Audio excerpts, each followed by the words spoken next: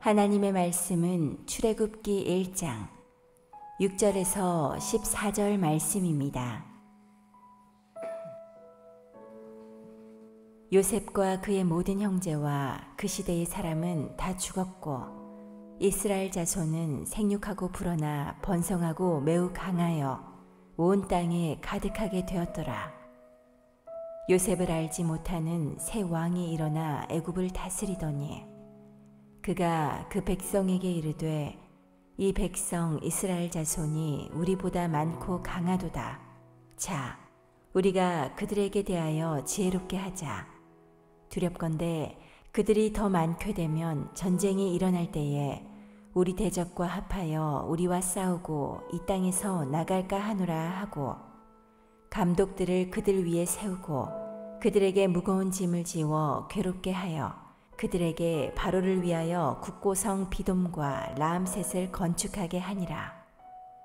그러나 학대를 받을수록 더욱 번성하여 퍼져나가니 애굽 사람이 이스라엘 자손으로 말미암아 근심하여 이스라엘 자손에게 일을 엄하게 시켜 어려운 노동으로 그들의 생활을 괴롭게 하니 곧 흙 이기기와 벽돌 굽기와 농사의 여러 가지 일이라. 그 시키는 일이 모두 엄하였더라. 아멘. 우리 같이 인사할까요? 주님이 도우십니다. 당신을 도우십니다. 우리 세 분씩 좀 인사 좀 해볼까요? 주님이 당신을 도우실 겁니다. 하나님이 당신을 향한 계획을 갖고 계십니다. 할렐루야. 갓 태어난 사자 새끼를 보신 적이 있나요? 아이들은 뭣도 모르고 이제 막 키우고 싶다고 얘기하지 않겠어요? 그렇게 얘기하는 아이들도 또 있고요. 강아지도 귀여운데 사자 새끼는 좀 더 굵어서 뼈가 이쁘지 않을까 생각도 들어요. 뭐 이렇게 젖병에 우유 넣고 먹일 수도 있고 이렇게 좋아 보일 것 같다는 생각이 들어요. 1년 뒤에, 2년 뒤에, 또 5년 뒤에 그 사자는 어떻게 될까요? 그 이빨, 그 포효, 그 육식성 뭐 하나 바뀐 거 이렇게 뭐 분홍색 리본을 달아준다고 바뀌겠어요? 그게 그 속에 있는 그 야성이 그대로 드러나는 거 아니겠습니까? 막을 수 없죠. 하나님의 언약을 담고 있는 이스라엘이 사실 노예의 삶을 지금 살아가고 있어요. 얼마나 힘든지 우리 이제 모세가 폭발하는 그 타이밍을 보면 감독관들이 그를 때려서 굉장히 힘들게 하니까 막 견딜 수 없어서 막 감독관을 죽이는 일도 일어나잖아요. 엄하게 했다고 그랬어요. 엄하게. 얼마나 엄하게 했는지. 자, 오늘 그런 출애굽의 과정들을 저희가 좀 살펴볼 건데 다음 세대 공동체 본문이 출애굽기가 시작이 됐거든요. 그래서 저희가 한 4주 정도에서 5주 정도 같이 다음 세대와 같이 본문을 맞추면서 가게 될 거예요. 출애굽기라고 하는 이름은 히브리식으로는 그리고 이름들은 이렇다라고 하는 뜻을 가지고 있어요. 그래서 저한테는 이제 히브리 성경을 한글로 번역한 성경이 있거든요. 원어를 그대로. 그러니까 출애굽기는 뭐라고 되어 있냐면 이름이라고 되어 있어요. 이름이라고. 우리는 뭐 출 이렇게 써 있잖아요. 저희는 이름 이렇게 써 있거든요. 무슨 말이냐? 그리고 이름들은 이렇다. 그리고라는 말은 앞에 것과 연결된다는 거죠. 출애굽기 앞에 있는 책은 어떤 책이에요? 창세기죠. 창세기와 연결된 나왔던 그 사람들의 이름들이 이렇게 진행이 되고 있는 책이라는 뜻을 갖고 있죠. 그러면 창세기의 가장 핵심적인 흐름이 뭐예요? 하나님이 세상을 뭐 하셨다? 창조하셨는데 죄가 들어오죠. 죄가 들어와서 어떤 일이 벌어지게 돼요? 하나님을 대적하고 내가 주인이야 그러면서 서로 죽이고 시기하고 악해지고 음란해지고 이렇게 세상이 망가지고 죄를 지어도 더 뻔뻔해지고, 그래서 하나님께서 물청소를 시작하시죠. 이걸 노아 홍수 심판이라고 부르잖아요. 심판 이후에 세상이 바뀌었는가? 여러분, 노아 홍수 이후에 세워졌던 탑 이름이 바벨탑이에요. 바뀌지 않았고요, 그대로의 그 죄성 갖고 가는 거예요. 하늘 끝까지 닿아서 한 번만 해보자 이런 식으로 대드는 거 아니겠습니까? 하나님께서 전략을 심판이라는 개념보다는 한 사람을 택하고 그 가족을 택하고 그 가족이 가문이 되고 그 가문이 민족이 되고 그 민족이 나라가 돼서 이 땅 가운데 하나님을 경외할 줄 알고, 네가 주인이야 라고 하는 마귀의 말에 속지 않고, 아니야, 하나님이 주인이야, 하나님이 창조자야, 우리 그분 따라가야 돼, 그 통치 앞에 엎드릴 수 있는 국가를 만들자 라고 하는 계획을 시작하시죠. 그 첫 번째 사람이 누구냐면 아브라함이에요. 아브라함, 이삭, 야곱, 그리고 야곱의 12아들의 그들의 이름, 즉 야곱의 12아들은 12지파의 장이잖아요. 그들에게서 나온 자들의 사람들, 즉 국가가 형성이 되는 그 책이라고 하는 뜻이 출애굽기라고 하는 책이라는 거죠. 이 그들이라고 하는 이 사람들, 한 사람 한 사람들, 하나님에게 꿈이 있어요. 마귀에게 속지 않고 이 땅 가운데 하나님의 통치를 정확하게 인정하고 자기가 누구인지 아는 그 무리들이 나타나는 것. 나라의 3요소가 뭐죠? 국민, 주권, 영토잖아요. 국민은 지금 계속해서 형성이 되어가고 있어요. 그들의 이름들이 국민이 되는 거란 말이에요. 영토는 아직 없어요. 영토 없는 나라예요. 어디 향해 가야 돼요? 출애굽해서 가나안으로 들어가는 영토를 확보해야 되는 거죠. 주권은 어디서 받을까요? 시내산에서 누구의 통치 원리를 가르쳐 주세요? 하나님의 통치 원리인 율법을 그들에게 가르치셔서 너희들이 살아가는 기준이 뭔지 내가 주는 법을 통해서 경험하라라고 하나님의 통치 원리를 가르쳐 주시죠. 그래서 하나님의 나라를 지금 세팅해 가는 과정이 바로 출애굽기가 되는 겁니다. 헬라어로는 호도스, 에크인데 길이라는 단어에서 길밖, 즉 영어식으로는 엑소더스라고 부르죠. 밖으로 난 길이라는 뜻이에요. 원래 사람들이 가던 길 말고 하나님께서 열어버리시는 그 길로 너희들이 가게 된다. 하나님의 방법대로 간다. 인간의 방법 아니다. 세상에서 볼 수 없었던 길, 그 방법대로 너희가 펼쳐진 삶을 누리게 되는 민족이 나타난다. 그게 출애굽기다라고 얘기해 주신단 말이에요. 자, 하나님의 나라가 형성이 되고 그 길이 열리는 책 출애굽기의 그 서문이 오늘 열리는데 어떤 배경 속에 진행이 되는지 1번 같이 봤습니다. 모든 것이 사라져도 하나님의 언약이 흘러가고 있음을 기억해야 합니다. 하나님 언약이 흘러가고 있다라는 거예요. 8절 말씀 같이 봤죠. 요셉을 뭐하지 못하는, 알지 못하는 새 왕이 일어나 애굽을 다스리더니 요셉을 모르는 왕이 나타났다. 여러분, 요셉을 모르는 왕이 있을까요? 우리도 알고 있는데. 요셉은 7년의 풍년, 7년의 흉년을 통해서 애굽을 살리고 그 지역을 다 살린 왕이라, 총리란 말이에요. 그의 정책이 있단 말이에요.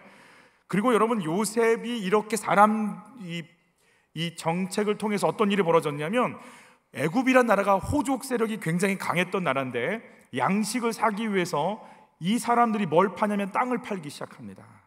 그래서 땅을 팔고 그 땅을 잡혀서 양식을 얻어가면서 모든 땅들이 누구 아래 들어가냐면 파라오 아래 들어가서 중앙집권을 이뤄버려요. 그러니까 이 요셉의 정책에 의해서 애굽이라는 나라는 아주 강력한 나라가 됩니다. 그런데 요셉을 모른다니, 이 말은 어떤 의미냐면 요셉이 히브리 민족이잖아요. 히브리 족속인데 셈 계열의 사람이란 말이에요. 셈 계열의 사람이었던 그들의 민족이었던 힉소스족이라는 자들이 통치하고 애굽의 왕조를 지배했던 때 요셉이 등극한 걸로 봐요. 그런데 애굽의 18왕조라고 하는 그 왕조는 셈 계열의 힉소스족을 밀어내버리고 자신들이 정권을 잡고 애굽의 통치권을 이렇게 자기 걸로 가져오죠. 그래서 그랬던 것 같아요. 애굽 요셉의 모든 정책들을 인정하고 찬양하고 싶지 않고 오히려 덮어버리고 자기들이 가는 길을 옳다고 주장하고 싶은 사람들. 우리 정권이 바뀌면 전 정권에서 했던 일에 대해서 결코 이렇게 높이지 않죠. 그리고 약함을 자꾸 드러내듯이, 그래서 자기들의 걸 부각시키고 싶듯이 요셉을 모르는 게 아니라 요셉 자체를 덮어버리고 싶은 사람들이라는 거예요. 새로운 정권, 새로운 왕조가 들어섰다라는 거죠. 어떤 식으로 이것들이 진행이 되는지 6절 한번 같이 받을게요. 요셉과 그의 모든 형제와 그 시대의 사람은 뭐 했어요? 다 죽었어요. 우리 이걸 쉬운 성경으로 같이 읽어볼게요. 세월이 흘렀다. 요셉과 그의 형제들, 그 시대에 살았던 사람들은 모두 죽었다. 그래요. 세월이 흘러서 아브라함, 이삭, 야곱, 요셉, 그 은혜를 입고 그 하나님의 역사 때문에 행복해했던 모든 사람이 정리가 되고 사라졌어요. 그리고 이제는 정권이 요셉 자체를 인정하고 싶지 않은 새로운 왕조가 등장해서 다 지워버리고 싶어요. 이제 다 끝난 건가요? 아는 사람, 친한 사람, 인정해주는 사람, 은혜 속에 살았던 사람, 나를 따뜻하게 대해줬던 모든 사람이 지나갔어요. 그러면 다 끝난 거냔 말이에요. 근데 남은 게 있다고 주님 말씀하세요. 저 따라서 하실까요? 이들을 향한 하나님의 언약이 그대로 남아있습니다. 이들에게 남은 건 주의 언약이에요. 자, 하나님의 언약들이 어떻게 흘러갔는지, 어떤 언약을 받았는지 우리 아브라함 같이 한번 읽어볼게요. 같이 읽죠. 여호와께서 아브라함에게 이르시되 보이는 땅을 내가 너와 내 자손에게 주리니 영원히 이르리라. 같이 또 읽죠. 그를 이끌고 밖으로 나가 이르시되 하늘을 우러러 뭇별을 셀 수 있나 보라. 또 그에게 이르시되 내 자손이 이와 같으리라. 우리 지금은 별이 잘 보이지 않지만 지금도 아주 이렇게 시골로 들어가면 별들이 쏟아질 것처럼 반짝반짝 빛나는 은하수라고 표현하지 않나요? 그 엄청난 별들을 보면서 네 자손이 이렇게 될 거야. 아들 한 명 없는데. 이삭에게 주신 언약 같이 봤죠. 내 자손을 하늘의 별과 같이 번성하게 하며 이 모든 땅을 내 자손에게 주리니, 내 자손으로 말미암아 천하 만민이 뭘 받을 거예요? 복을 받을 거라는 거예요. 이거 아브라함에게 주셨던 복이죠. 너를 통해 천하 만민이 복 얻으리라는 똑같은 언약이에요. 야곱에게 주신 언약이에요. 같이 읽어요. 나는 전능한 하나님이라. 생육하며 번성하라. 한 백성과 백성들의 총회가 내게서 나오고 왕들이 내 허리에서 나오리라. 내가 아브라함과 이삭에게 준 땅을 내게 주고 내가 내 후손에게도 그 땅을 주리라 하시고, 자손과 땅의 언약. 그래서 여러분, 자손과 땅과 복에 대한 개념들과 언약들은 아브라함, 이삭, 야곱에게 주셨기 때문에 항상 저쪽에 가보면 나는 아브라함과 이삭과 야곱의 하나님이다라고 자신을 소개하는 거예요. 이게 무슨 말이냐면 나는 언약한 하나님이다. 너희 민족을 언약으로 새롭게 일으켜서 새로운 길을 가게 만든 창조자여 시작인 내가 지금 너에게 말한다 라는 의미를 가지고 있는 게 그 표현이거든요. 물어볼게요. 아브라함, 이삭, 야곱이 하늘의 별과 같은 자녀를 얻었나요? 얻지 않았어요. 아브라함 8명의 아들을 낳았거든요. 그 중에 단 한 아들 이삭만 인정하시잖아요. 야곱은 어때요? 이삭은 어때요? 에서와 야곱을 낳았지만 누구만 인정해? 하나님이. 야곱만 인정하세요. 야곱에게 이르러서 12명의 아들만 인정하는 정도지 무슨 하늘의 별 이런 거 아니잖아요. 땅을 얻었을까요? 땅 얻지 못했어요. 막벨라 굴 정도 수준? 거기 근처? 그곳밖에 없어요. 이들이 허리에서 왕들이 나왔어요. 이들은 지금 뭐 하고 있냐면 자손들이 노예로 살고 있잖아요. 하나님의 언약이 이루어졌냔 말이에요. 그러나 지금 어떤 일이 꿈틀대고 진행되고 있냐면 70명이 애굽에 내려갔다가 장정만 60만 명, 우리나라 군인이 60만 명이 안 되죠. 물론 60만 안에는 20세에서 60세까지의 건강한 남자들을 하기 때문에 훨씬 더 많지만, 그래서 약 200만에서 300만 명의 사람들이 이스라엘의 숫자일 것이다 예측하고 있는데, 70명이 내려가서 300만, 200만이 되는 일이 일어나는 과정 중에는 있기는 해요.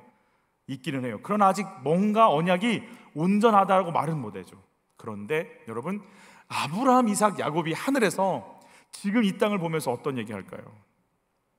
하나님을 나의 왕으로 모시고 예수님을 나의 구주로 모시고 성령님의 인도 따라 살겠다고 하나님을 인정하며 말씀을 듣고 있는 인종과 시대와 지역과 연령과 남녀를 다 떠난 그 수많은 사람들이 온 지구 곳곳에서 퍼져나가는 걸 보면서 아브라함, 이삭, 야곱이요, 그걸 보면 뭐라고 할 것 같아요? 하나님은 위대하시다. 당신의 언약은 신실하십니다. 주께서 이 영원한 언약을 이루고 계십니다라고, 우리 수준의 언약이 아닌 우리 수준의 뭐 아파트 좀 올랐어, 주식 좀 올랐어, 애 합격했어, 그 수준 떠나서 하나님의 영원한 언약이 진행되고 있는 걸 감격하고 있지 않겠어요? 내 수준 아니신 하나님을 찬양하지 않겠어요? 저는 한 집사님의 간증이 제 가슴 속에 늘 남아있는데, 이 여자 집사님과 남편 집사님 둘 다 지방에 있는 한 대학의 교수세요. 아들은 S대에서 장학금을 받고 딸은 미국에서 교수예요. 그분이 뭐라고 간증을 하냐면, 내 아이들이 너무 잘 나가서 천국문 앞에서 못 만날까봐 걱정, 그게 안타깝다라는 거예요. 그러면서 뭐라고 간증을 하시냐면, 이분이 막 해같이 밝은 얼굴로 눈에서 눈물이, 저는 울면서 웃는 분을 처음 봤어요. 얼굴은 정말 해같이 빛나는 기쁨에 찼는데 눈에서는 끊임없는 눈물이 흐르면서 그가 이렇게 간증하더라고요. 내 대해서 내가 그것을 못 볼지라도, 내가 이 땅에서 사라질지라도 우리 아이들이 구원받고 하나님 나라에 들어가는 역사는 멈추지 않고 진행될 것을 제가 믿습니다라고 선포하더라고요. 그냥 내가 원하는 수준의 언약이 아니라, 내가 이 땅에서 사라져도, 죽음이 나를 데려가도 하나님의 언약은 죽음과 상관없이 이루어지는, 나는 그 하나님을 믿는다라고 얘기하더라는 거예요. 엘리야가 바알과 아세라 선지자 850대 1로 싸워서 이기죠. 불이 내리죠. 그러나 그가 실족하고 실망한 이유 중에 하나는, 그런 영적인 대결에서 승리하면 북이스라엘을 뒤흔들던 아합 가문이 뭔가 멈추고 하나님의 나라들을 이렇게 우습게 여겼고 하나님의 백성들을 악한 길로 인도했던 이들이 심판받을 거라고 생각을 했었는데, 오히려 이세벨이 더 큰 소리 치는 걸 보면서 너무 실족하는 거야. 이거는 아니다. 하나님 왜 이들을 살려두시고 왜 이들이 아직도 하나님의 사람들을 이런 식으로 공격하고 위협합니까? 왜 변화가 없습니까? 답답해하자. 그래서 뭐라고까지 얘기하냐면, 나를 좀 거두어, 내 생명 거둬달라. 내가 왜 살 이유가 없다. 하나님이 세미한 음성 가운데 엘리야를 부르시죠. 그리고 이렇게 얘기합니다. 하사엘에게 가서 기름 부어라. 아람 왕이 되게 하라. 예후에게 기름 부어라. 북이스라엘 왕이 되게 하라.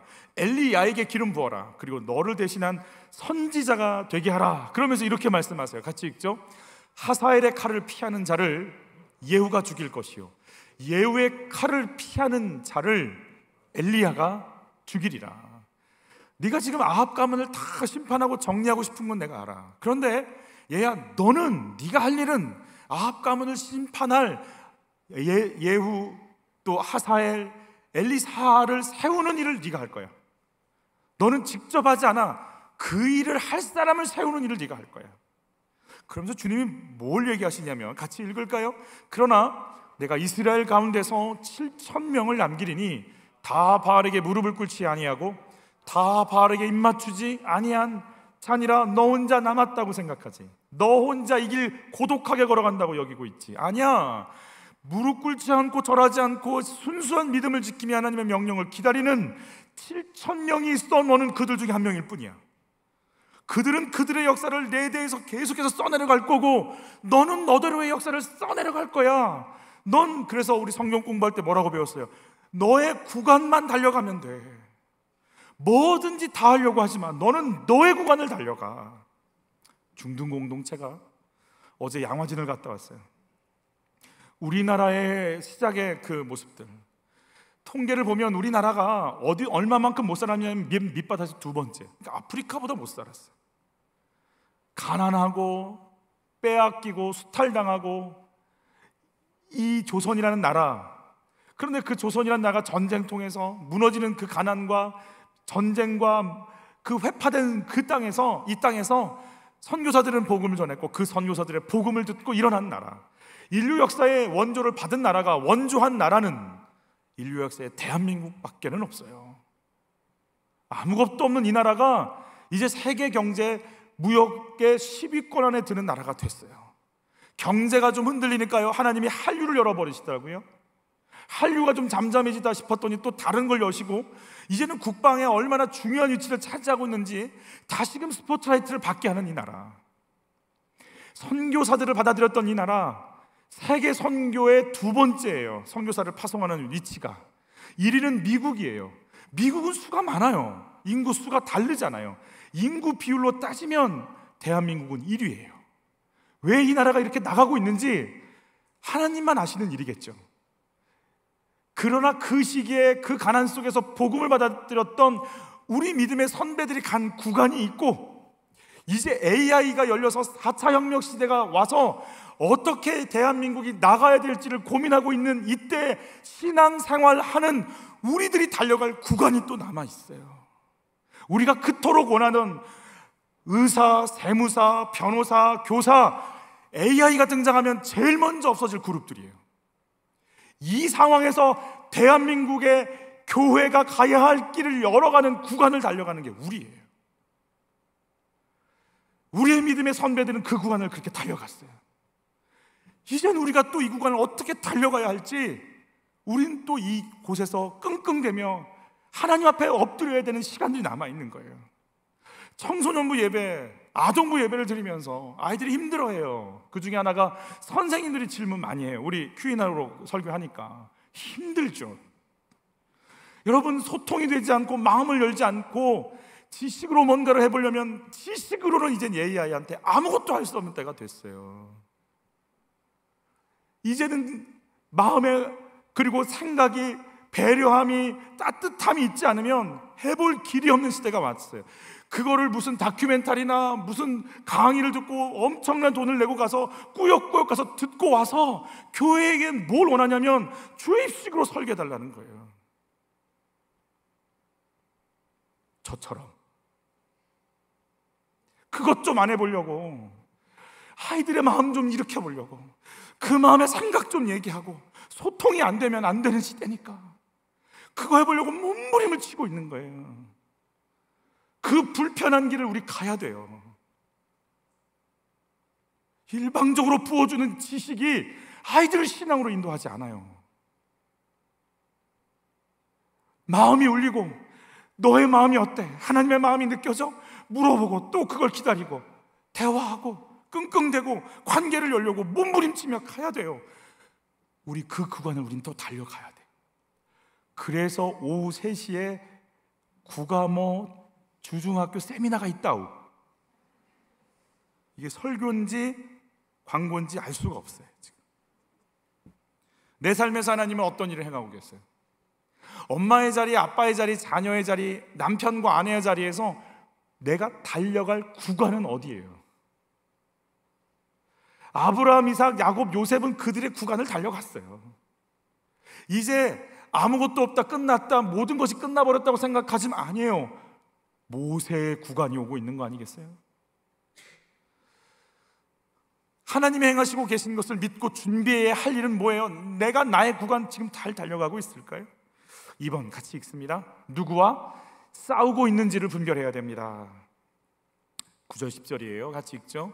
그가 그 백성에게 이르되 이 백성 이스라엘 자손이 우리보다 많고 강하도다. 자, 우리가 그들에게 대하여 지혜롭게 하자. 왜 지혜롭게 해야 되는가? 같이 읽습니다. 두렵건대 그들이 더 많게 되면 전쟁이 일어날 때에 우리 대적과 합하여 우리와 싸우고 이 땅에서 나갈까 하노라 하고. 두려워요. 힉소스족이 우리를 지배했던 경험이 있으니까. 다른 외적이 침입해서 이스라엘이라고 하는 이 셈결의 족속들이 다시 일어나서 우리를 만약에라도 공격해버리면 우리 그때가 생각이 나니까 아예 그러지 못하도록 이들의 힘을 빼버리자라고 얘기하는 거죠. 그래서 그 지혜를 어디다 쓰는가? 어떤 지혜가 왔는지 같이 읽습니다. 감독들을 그들 위에 세우고 그들에게 무거운 짐을 지워 뭐하게 하고 괴롭게 하여 그들에게 바로를 위하여 굳고선 비돔과 람셋을 건축하게 하니라. 이스라엘 자손에게 이를 엄하게 시켜 어려운 노동으로 그들의 생활을 뭐하게? 괴롭게 하니 곧 흙이기기와 벽돌 굽기와 농사의 여러 가지 일이라. 그 시키는 일이 모두 엄하였다라는 세상의 지혜래요. 자기들은 지혜롭게 한대요. 그래서 노동력을 착취하고 뺏어요. 그래서 가져와요. 짓밟아요. 그런데 그들이 강성해지면 돼요, 안 돼요? 안 돼요. 그러나 노동력은 가져와야 되니까 살아는 있어야 돼. 그러나 강성해지면 안 돼. 여러분, 예전에 곰 쓸개가 좋다고 그래서 살아있는 곰의 쓸개에 튜브를 집어넣었어요. 그래서 곰 쓸개를 이렇게 마시고 그랬어요. 여러분도 좀 드셨나요? 안 먹은 거예요? 못 먹은? 여튼 그러니까 지금 곰을 죽여가고 있지요. 그러나 죽으면 돼요, 안 돼요? 안 돼. 살아야 돼. 살아야 되는데 죽여가. 이게 뭔지 모르겠어. 이스라엘 백성들이 강하면 안 돼. 그래서 일은 시키는데 노동력은 필요하니까 죽으면 안 돼. 근데 엄하고 고되게 이게 세상이에요. 세상이요. 우리 이런 식으로 우리 이렇게 잡아먹어요. 뺏어와요. 짓밟아요. 노동력 착취해요. 이용해 먹어요. 그래서 이들이 있어야 돼. 있는데 강해지면 안 돼. 또 나보다. 이게 딱 세상이 사람들을 대하는 기준일 수도 있어요. 동남아 어느 국가에서 20년간 선교했던 선교사님이 직접 얘기해 주시는 얘기 들었어요. 여러분, 동남아 국가들이니까 이 갭 차이가 많이 나죠. 빈부격차가 많이 나는데 부자들은 그 지역을 다스리면서 정치와 연결이 되지 않으면 안 되기 때문에 선거에 나간다라는 거예요. 근데 그들이 뭐라고 하냐면 자기 구역에 있는 우리 일반 사람들은요, 부유하게 사는 걸 원치 않는데요, 그 사람들이. 왜냐하면 선거철이 되면 가난한 사람들한테 조금만 나눠줘도 너무 감사해서 몰표가 나온대요. 근데 부자가 되잖아요. 그러면 줘도 태가 안 나기 때문에 힘들다라는 거예요. 그래서 이들은 필요는 한데 부자가 되면 안 돼. 지금 이 애굽의 지혜라는 게 이런 거예요. 세상의 지혜라는 게 이런 거예요. 뭔가 해주는 것 같죠? 그러나 그 살게 놔두질 않아요. 뺏어먹고 또 뺏어먹고 죽을 만하면 다시 살려서 또 뺏어먹으려고 하는 그러한 상황 속에 들어가 있는 거죠. 애굽이 이런 식으로 이스라엘을 괴롭히고 뽑아먹고 약탈하고 있는 모습을 보는 거예요. 우리 애굽이 한 가지 놓치고 있는 게 있어요.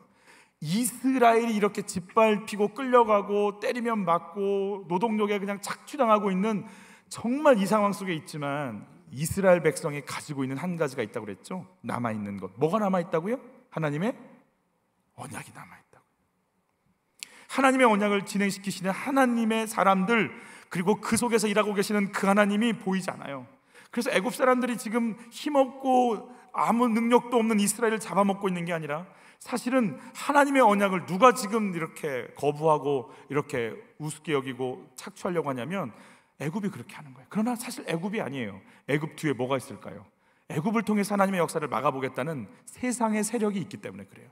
애굽과 이스라엘이 아니에요. 하나님과 세상 세력이 만나는 전쟁과 또 부닥침의 역사가 바로 출애굽기가 되는 거죠.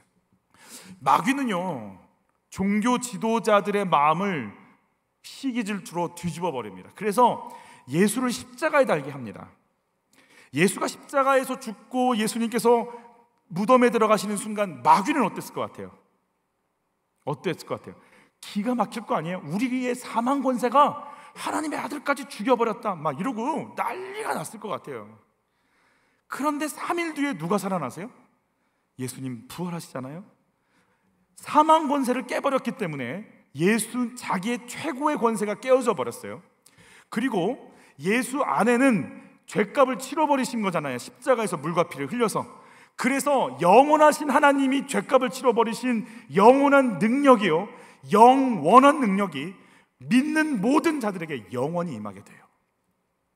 세상 죄를 짊어지고 죽어버리셨기 때문에 예수님의 피 흘리심을 받아들이는 모든 자들이 용서받고 더 이상 마귀의 정죄 아래 들어가지 않아요. 그래서 마귀가 우리를 지배할 수 없는 공식적인 의로움이 우리 가운데 임해버리는 거예요. 마귀는 자기 수하에 있는 사람들 다 뽑아 먹으려고 그랬는데 이제 예수님의 죽음과 부활 때문에 우리를 손댈 수 없도록 공식적으로 하나님께서 선포해 버리시는 거예요. 마귀의 사망 권세가 깨졌어요. 예수님의 부활의 능력이 임했어요. 예수의 피 속엔 예수의 생명이 있습니다. 레위기의 핵심 구절이잖아요. 피 속에 생명이 있느니라. 예수의 피는 예수의 생명, 예수의 생명은 부활 생명이에요. 용서와 함께 부활의 능력이 임해요. 우리는 죽지만 죽는 게 아니고 껍질을 갈아입고 영원한 삶을 향해 나가는 게 죽음엔 부활이잖아요.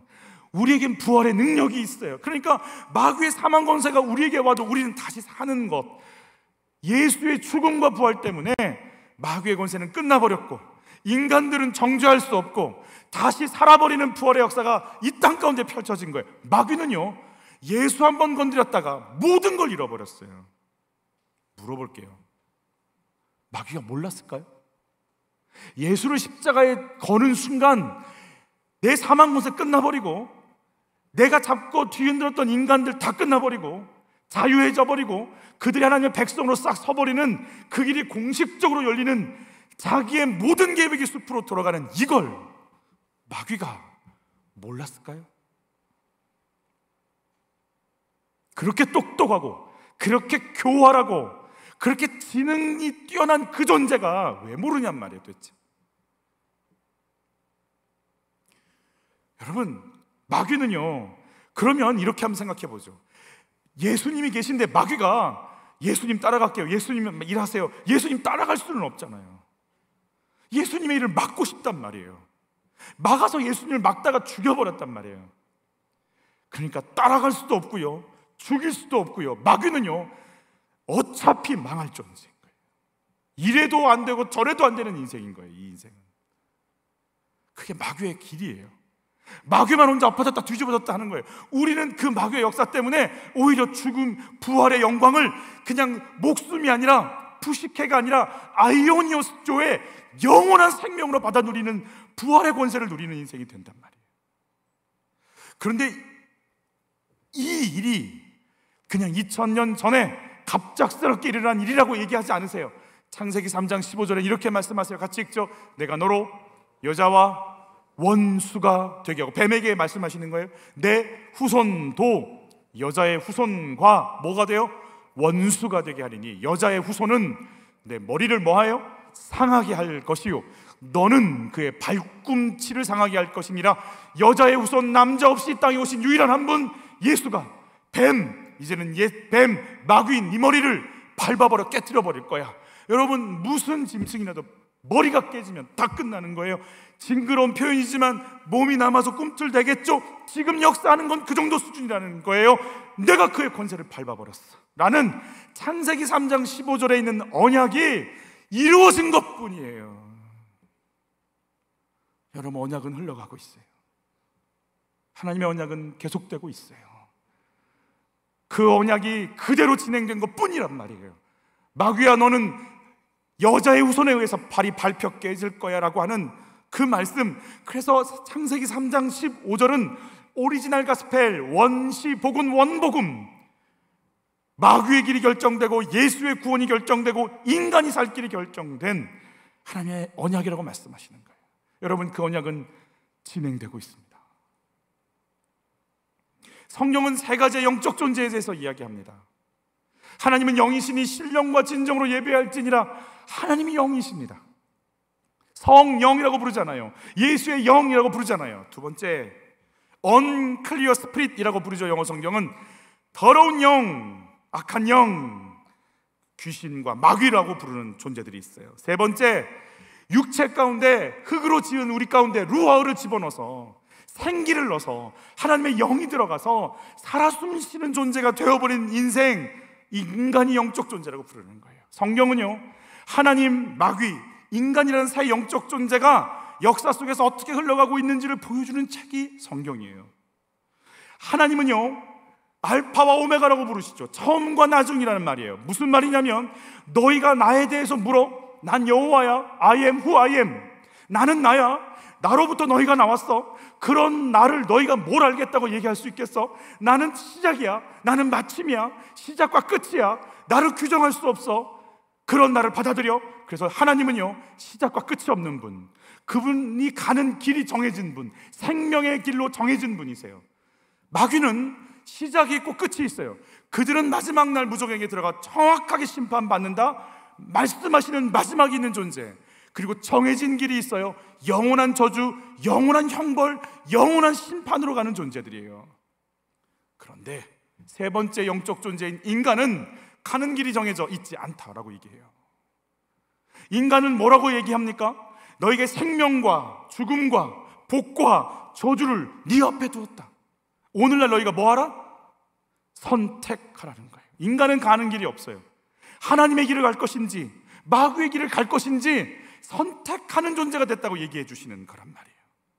여러분, 우리가 하나님의 역사와 영광이, 언약이 진행되고 있고 내가 그 언약을 품을 수 있고 내가 말씀을 큐티할 수 있는 게 얼마나 큰 영광과 능력인지 아는 은혜가 있기를 바라는 거예요. 내가 지금 하나님의 영광을 선포하고 찬양할 수 있고 예배를 드릴 수 있다는 것 자체가 그분의 부르심이고 택하심이고 그분의 인도라는 거예요. 내가 지금 주일이 됐고 어릴 때부터 교회를 다녀서 그래서 지금 안 가면 찝찝하니까 오는 게 아니에요. 하나님이 못해서 나를 불렀기 때문에 여기 있는 거란 말이에요. 저는 아까 찬양하면서 그랬어요. 고개 들어 주를 맞이해 엎드려 경배하며 찬양. 제 속에 그런 마음이, 하나님, 마귀에게 빼앗겼던 당신의 찬양, 마귀를 숭상하면서 인간을 높이고 인간이 최고라고 얘기하는 이 땅에서 잃어버렸던 당신의 영광, 하나님만이 왕이시오, 하나님만이 지존자심을 인정하면서 다시금 그 찬양을 뺏어와서 하나님 앞에 올려드리는 인생이 될 수 있도록 역사하옵소서. 유능해지고 똑똑해지고 멋있어지고 지혜롭고 스펙을 쌓는 이유가 너를 드러내기 위해서 썩어가고 있는 세상 속에서 내가 살아있는 존재의 의미가 하나님의 영광입니다라고 얘기할 수 있는 찬양을 뺏어와서 다시 가져와 하나님 앞에 드릴 수 있는 시간, 그게 찬양 아니에요? 그게 기분입니까? 나를 부르신 하나님의 부르심 앞에 찬양하는 거 아니겠냔 말이에요. 하나님의 역사를 건드리면 하나님을 건드리는 거예요. 사도 바울 되기 전 사울이 다메섹으로 예수 믿는 자들을 잡아 죽이러 갈 때 예수님 그에게 나타나셔서 이렇게 말씀하세요. 사울아 사울아 네가 왜 나를 박해하느냐? 예수님의 일을 감당할 예수의 사람들을 건드리는 건 나를 건드리는 거라는 거예요. 그러면 히브리 민족을 건드리고 이스라엘을 건드려서 착취하고 억압하고 뺏어오려고 하는 이 애굽은 누구를 지금 건드리는 거예요? 하나님 건드리는 거예요. 애굽이 아니에요. 하나님과 맞대결하는 거란 말이에요. 출애굽도요, 출애굽하는 모든 사건도 여러분 이미 아브라함한테 말씀하신 언약이잖아요. 같이 읽어요. 그들이 섬기는 나라를 내가 징벌할지며 그 후에 내 자손이 큰 재물을 이끌고 애굽에서 나와. 그거 말씀하세요. 출애굽도 그냥 나오지 않아. 재물 다 가지고 나와. 400년 동안 못 받았던 월급 다 가지고 나올 거야. 그러니까 그 금은 뭐를 가지고 성전 짓잖아요. 계속 읽습니다. 너는 장수하다가 평안히 조상에게로 돌아가 장사될 것이요 내 자손은 4대 만에 이 땅으로 돌아오리니 이는 아무리 족속의 죄악이 아직 가득 차지 아니함이니라 하시더니 가나안 족속을 심판하시는 도구로 이스라엘 쓰시겠다는 계획을 이미 아브라함한테 주고 계신 언약이 그냥 흘러와서 오늘 출애굽 사건 때 드러나는 거예요. 이스라엘 백성들은 우리는 왜 이 모양이고 왜 이렇게 약하고 우린 끌려다니고 이렇게 착취당하는 인생으로 살까, 이거 하나만 생각했는데 아니요, 하나님은 보이지 않았을 뿐이지 그 언약을 그대로 진행시켜 나가는 그 밑에서 흘러가는 하나님의 역사가 있었다라는 거예요. 지하철이 땅으로 가니까 안 보였을 뿐이지 한강에서는 떡 드러나듯이 속에서 지나가고 있는 거잖아요. 출애굽기 1장 7절에 보면 우리 같이 한번 읽어, 7절과 12절이에요 이스라엘 자손은 생육하고 불어나 번성하고 매우 강하여 온 땅에 가득하게 되었더라. 그러나 학대를 받을수록 더욱 번성하여 퍼져 나가니 애굽 사람이 이스라엘 자손으로 말미암아 근심하여 그랬어요. 어떤 지혜로운 걸로 다가와도요 하나님이 번성케 하려고 작정한 이들을요 꺾을 수가 없는 거예요. 여러분 그 말씀 앞에 사로잡히시기를 축복해요. 말씀 아니면 살 수 없어요. 말씀이 우리의 생각, 그러니까 우리는 지금 당장 나는 뽑혔어, 나는 끌려갔어, 나는 빼앗겼어, 나는 짓밟혔어, 억울하고 분하고 원통하죠. 근데 하나님의 언약은 아니야 너는 내 거야. 너를 통해 내 일이 진행되고 있는 거야. 얘야 걱정하지 마라. 이 말씀을 계속 주고 계신 하나님 말씀 앞에 사로잡히셔야 돼요. 속지 마세요. 이 말씀, 하나님을 만나고 하나님의 사람으로 살아가는 자들에게 주시는 말씀 같이 읽습니다. 하나님이 그들에게 뭘 주세요? 복을 주시며 그들에게 이르시되 생육하고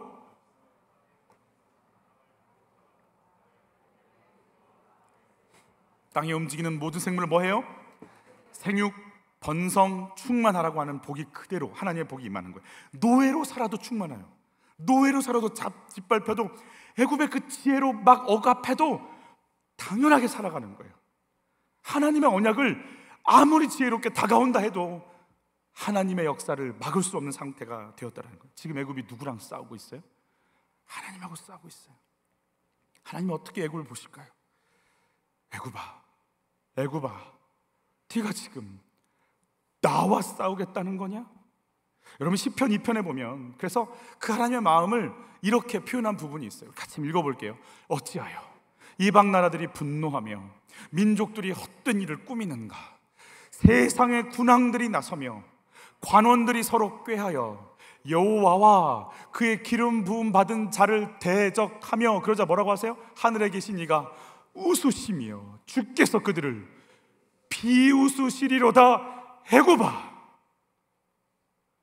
네가 지금 나와 벼르겠다는 거냐?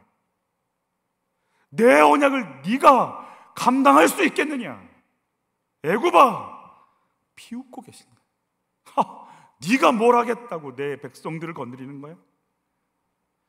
여러분, 그래서 우리가 애굽이 되지 않기를 바라요. 하나님의 언약을 잡고 나가는 삶이 얼마나 귀한지 여기에 이 지혜가 열리기를 바라는 거예요. 하나님의 언약을 대적하는 자들을 하나님 비웃고 계신 걸 아세요? 마음에 품은 말씀을 하나님이 지키고 이루실 걸 믿으세요? 그래서 여러분, 눈 뜨면 큐티하는 거예요. 그 말씀이 우리 생각을 사로잡고, 그 말씀이 우리 마음을 사로잡고, 그 말씀이 우리 의지를 사로잡고, 얘야 내가 해, 네가 하냐 내가 해, 네 아들은 내가 고쳐, 네 인생은 내가 열어 라고 하시는 그 말씀 앞에 사로잡혀서 매 순간마다 살기를 바라는 거예요. 세 번째, 마지막에 같이 읽습니다. 행복을 넘어 거룩함과 사명을 향하여 나가야 되는 거예요. 여러분, 이스라엘이 거했던 애굽 땅 고센 지역은 델타 삼각주라고 그래서 아주 풍요로운 지역이에요. 나일강이 범람해서 그 퇴사물이 이모작 삼모작을 할 수 있도록 기름진 땅이에요. 그래서 아브라함도 이삭도 기근이 오니까 아브라함은 내려갔잖아요. 이삭은 내려가려는 건 막으셨잖아요. 늘 가고 싶은 곳이에요. 애굽은요, 롯이 소돔성을 향해 선택할 때 이런 표현을 써요. 같이 읽을게요. 여호와의 뭐 같고? 동산 같고. 무슨 땅과 같아요? 애굽 땅 같다는 거예요. 그러니까 소돔성, 여호와의 동산, 애굽 같은 라인인 거예요. 좋은 땅이라는 거예요. 여러분, 광야에서 이스라엘 백성들이 툭 하면 다시 돌아가자고 그러잖아요. 그때 했던 말 좀 볼까요? 내가 우리를 젖과 꿀이 흐르는 땅에서, 즉 무슨 말이에요? 가나안 땅만 젖과 꿀이 흐르는 게 아니에요. 어디도 흘러요. 애굽도 젖과 꿀이 흐르는 땅에서 이끌어내어 광야에서 죽이려 함이 어찌 작은 일이기에. 그러니까 젖과 꿀이 흐르는 애굽 땅이라는 거예요. 그리고 여러분, 신명기에서 보면 왕들이 금해야 될 세 가지 중에 한 가지가 뭐냐? 같이 한번 읽어볼게요. 그는 병마를 많이 두지 말 것이요, 병마를 많이 얻으려고 그 백성을 어디로? 애굽으로 돌아가게 하지 말 것이니. 그러니까 여러분, 애굽은요, 경제력 되고요, 군사력 되고요, 피라미드를 지을 수 있는 나라예요. 그 건축술, 그 과학기술이 있는 나라란 말이에요. 지금도 피라미드를 지을 수 있을까요? 그 큰 돌을요, 있지도 않은 그 지역에 나지도 않는 그 돌들을 어떻게 운반했을까요? 그런 기술을 갖고 있는 나라예요. 늘 흠모하는 에덴 동산 같은 나라란 말이에요. 여러분, 이사야는 그래서 이 애굽을 향해서 이런 식으로까지 표현을 해요. 같이 읽습니다. 도움을 구하러 애굽으로 내려가는 자들은 화 있을진저, 그들은 말을 의지하여 병거의 많음과 마병의 힘이 강함을 의지하고 이스라엘의 거룩하신 이를 앙모하지 아니하며 여호와를 구하지 아니하나니, 얼마나 나라가 강력하면 하나님도 잊어버릴 만큼의 마음을 빼앗기게 만들 만큼 풍요롭고 강성하고 아름답고 강력한 나라란 말이에요. 물어볼게요. 430년 동안 이스라엘 백성이 거기 살았어요. 나오겠어요? 그들을 잘해주고 힉소스족이 계속 집권해서 요셉의 공을 인정하고 너희는 우리 잘 살자, 그리고 다 자리 하나씩 주고, 거기서 나오겠냔 말이에요. 그 좋은 땅에서 나오겠냔 말이에요. 행복해야지 그 땅에서. 그런데 이 애굽이 누구를 괴롭혀요? 이스라엘을 괴롭혀요. 그러니까 이스라엘이 얼마나 힘들었는지요. 6월절 딱 지나고 하루 만에 430년 동안 살았던 땅을 떠나요. 조선 왕조가 500년이에요. 떠날 수 있겠어요? 다 떠나요. 앞으로 뭐가 있을지 몰라요. 아무것도 몰라요. 광야로 들어가요. 가나안 땅 가서 싸워야 돼요. 무기도 하나 없어요. 차게도 없어요. 아무것도 없는데 그냥 떠나요. 지긋지긋해서.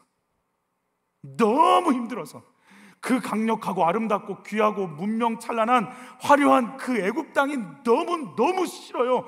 그리고 좋아서가 아니고 그러려면 차라리 하나님이 부르신 언약 그 사명 따라가야지라고 그냥 가나안 땅을 향한 출애굽을 향해 나가버려요. 너무 지독하게 괴롭혀서. 여러분, 내가요 왜 하나님을 찾아요? 왜 하나님을 불러요? 몸 한번 아파보세요. 기도가 나올까요? 주님이요 멈추질 않아요. 여러분, 내 아이가 나를 속속여보세요. 기도가 나올까요? 여러분, 기도밖에 할 게 없어요. 내가 힘드니까, 내 한계를 느끼니까, 이게 끝인가 싶으니까 내가 부르고 부를 이름은 주님밖에 없어요. 예수밖에 없다고요. 그러니까 내가 그 나라 그 땅을 향해 갈 수밖에 없도록 누가 지금 수고하고 있는 거예요? 애굽이. 하나님의 애굽을 허락하세요. 애굽을 허락하지 않으면 이스라엘이 떠나요, 안 떠나요? 거길 왜 떠나요? 그 강력하고 아름다운 땅을 왜 떠나냐고요. 그거 다 버리고 어딜 향해 가요?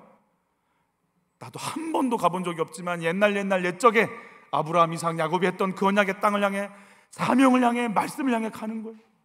물어볼게요. 말씀 따라 갈 수 있겠어요?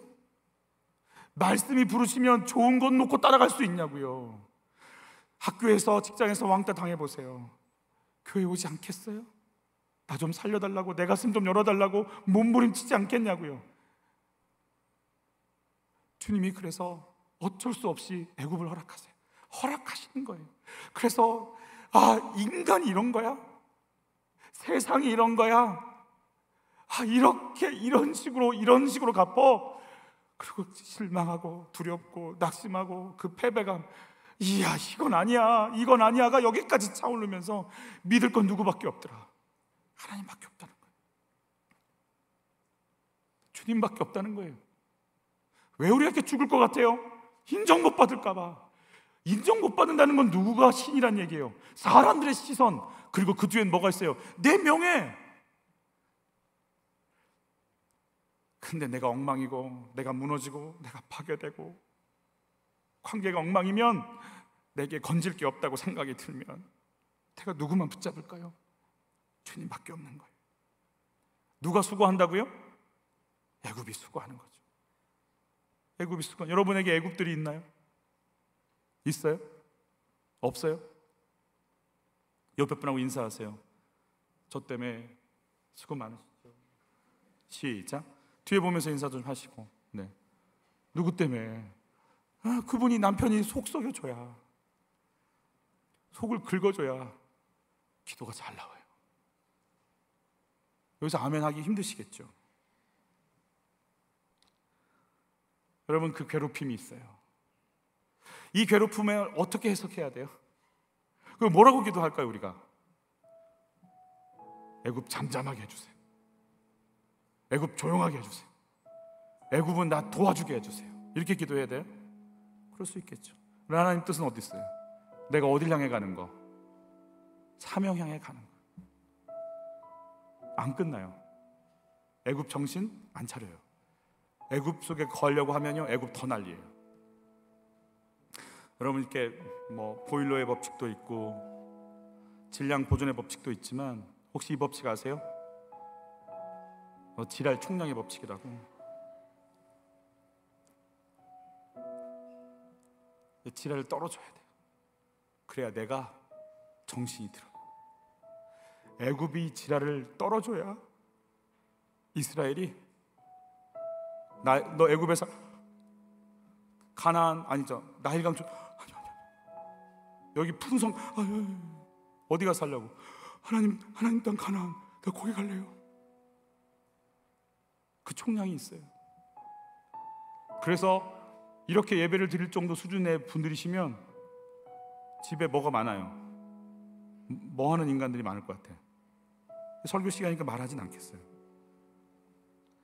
있어요. 인생 편하지 않아요. 그 꼴 저 꼴 봤기에 그게 나온 거 아니에요? 거기서 대고 저기서 치이고 무너졌으니까 여기 나온 거 아니냔 말이에요. 여러분, 사명의 자리로 갈 때 애굽은 잠잠해져요. 애굽하고 싸우는 거 아니에요. 하나님이 상대하실 거고, 우리는 내 사명의 자리, 행복을 넘어 거룩의 자리로 이제는 출굽해야 돼요. 주여, 내 마음이 애굽이 아니라 당신이 부르시는 가나안에 있게 하소서. 가나안이 천국 아니에요. 가나안 가면 가나안 7족속과 싸워야 돼요. 싸움터로 가는 거예요. 가서 영적 전쟁하러 가는 거예요. 안주하지 않고 하나님 나라 이 땅에 올 수 있도록 아브라함과 이삭과 야곱에게 하셨던 그 언약, 내가 이 땅을 너에게, 너의 자손에게 주리라 했던 그 언약이 이루어지도록 주여, 내가 응답하겠고 나가겠나이다 하고 갈 수 있는 사람들, 여러분 그 걸음을 갈 수 있기를 바라요. 내가 의지하고 붙잡고 있는 건 뭐예요? 바로 그것 때문에 고통이 오고 두렵고 절망이 될 때가 있어요. 나에게 있어서 의지하고 뒤로 해야 될 애굽은 뭐예요? 하나님이 가라고 하신 그 사명의 땅 가나안은 어디예요? 내 삶의 행복이 목적인가요? 사명과 거룩이 목적인가요? 우리 같이 찬양할까요? 안개 속에서 주님을 보내 아무도 없을 것 같던 그곳에서 손 내미쳐서 나를 붙드네 길을 꽂으러 그곳에서 주 말씀하시네 내 손 잡으라고 내가 곧 길이요 진리 생명이니 너 그 길을 보내 주 예비하신 다른 길로 돌아서지 마으리 예수의 길 그 좁은 길 나는 건데 주 손잡고 그 무겁고 두렵지 않네 주님 주신 약속 내게 있으니 세상의 길 그러한 길 승리하는 성령으로 그 무엇도 바라지 않네 저 하늘에 내 소망 예수의 길, 그 좁은 길, 예수의 길, 그 좁은 길 나는 건데 주 손잡고 그 무엇도 두렵지 않네 주님 주신 약속 내게 있으니 세상의 길, 세상의 그 험한 길, 그 험한 승리하는 승리하는 성령으로 그 무엇도 바라지 않네 저 하늘에 내 소망 있으니. 같이 기도할 때 하나님 감사합니다. 말씀을 듣게 하시니 감사합니다. 언약을 주셔서 감사합니다. 나를 택해 주셔서 감사합니다. 변함없는 그 언약 내 속에서 이루어지게 하시니 감사합니다. 내가 아니라 당신께서 이 언약 이루실 거고 내 속에 그 언약을 주신 하나님 감사합니다. 그 언약, 그 구간 잘 달려가 하나님 앞에 서는 인생 되어 하나님 앞에 잘했다 칭찬받는 내가 그 인생 되기를 원합니다. 주여, 애굽과 가나안 분별하게 하여 주옵시고 약속과 사명과 거룩의 땅을 향해 갈 은혜를 주옵소서. 주여 한번 외치고 기도로 나갑니다. 주여, 내니 두려워 말라. 내니 두려워 말라. 내니 두려워 말라. 나는 나다. I am who I am. 나는 시작이요 끝이라. 내가 언약을 이루며 내가 너희를 통해 일을 하리라. 나는 나라. 내 언약을 내가 이루리라. 살아낸 아버지, 내가 언약 백성임을 감사합니다. 내 속에 언약이 있음을 감사합니다.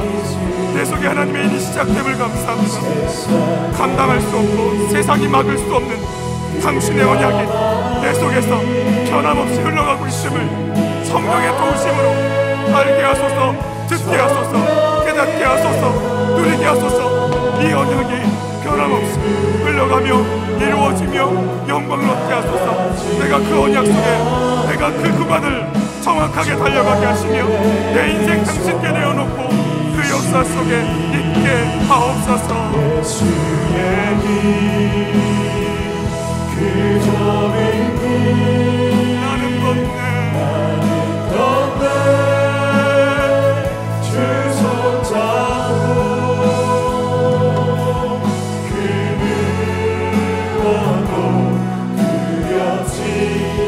나는 여호와라. 나는 나의 약속을 이루리라. 세상의 길, 그 험한 길, 승리하네 성령으로 그 무엇도 바라지 않네. 저 하늘에 내 소망 있으니.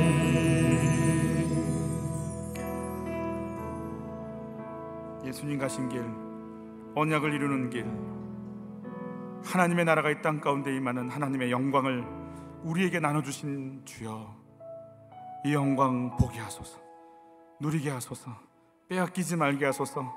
그 영광이 오시는 길을 준비할 줄 아는, 구간 달려갈 줄 아는 인생 되게 하옵소서.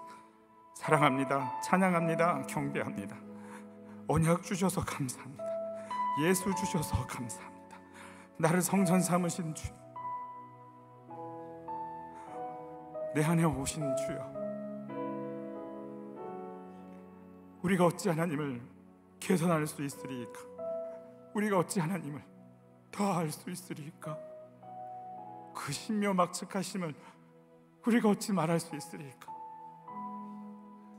그저 우리는 고난이 와야 정신을 차리고, 아파야 깨닫고, 힘들어야 내가 갈 길이 어딘지 그제서야 포기하고, 그제서야 뉘우치고, 그제서야 돌이키고, 그제서야 사명을 향해 보는 인생이오니 우둔하고 어리석고 육신을 따라가는 우리의 연약함을 불쌍히 여기시며 날마다 내 안에서 멈추지 않는, 꺾을 수 없는 그 거룩한 언약의 흐름이 흘러가고 있음을 보게 하여 주옵소서.